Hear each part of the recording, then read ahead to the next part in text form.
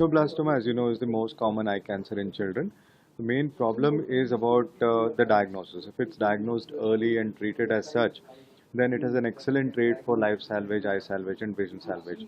The World Retinoblastoma Awareness Week just exactly that. It helps spread the message that retinoblastoma can be detected at an early stage by the parent or a grandparent himself or herself by just looking at these symptoms, which are white reflex, squint, and redness in the eye.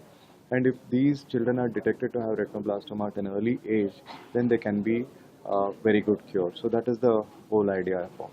ప్రపంచవ్యాప్తంగా retinoblastoma awareness week ఈ వారం జరుపుకుంటున్నారు. ఈ 11వ తారీఖు నుంచి 17వ తారీఖు వరకు.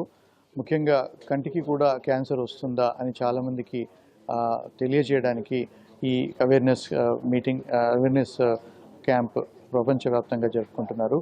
కంటిలో ఒకవేళ తెల్లని మచ్చ కనిపించినప్పుడు, కన్ను ఎర్రబడ్డప్పుడు, కంటికి మెల్లకన్నుగా కనిపించినప్పుడు ఈ చిన్నారులకి ఈ 4 సంవత్సరాల లోపు మెజారిటీ ఆఫ్ ది క్యాన్సర్స్ రెటినోబ్లాస్టోమాలు వస్తుంటాయి. ఈ పిల్లలకి ఇలా వచ్చినప్పుడు తప్పనిసరిగా మీరు డాక్టర్ని సంప్రదించాలి. ఇది కంటికి వెనకాల కన్ను గుడ్డు వెనకాల ఉన్న పొర దాన్ని రెటినా అంటాము. దానికి వచ్చే క్యాన్సర్ని రెటినోబ్లాస్టోమా అంటాము. ఈ రెటినోబ్లాస్టోమా అనేది ఒక కంటి క్యాన్సరు. ఇది సుమారుగా 4 సంవత్సరాల లోపు ఉన్న పిల్లలకి ఈ క్యాన్సర్ వచ్చే అవకాశం చాలా ఉంటుంది.